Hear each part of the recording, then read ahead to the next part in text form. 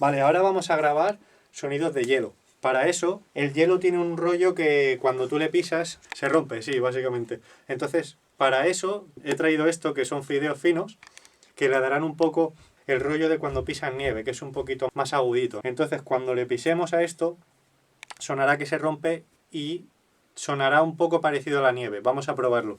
Igual no funciona como yo quiero, pero como mínimo se acercará.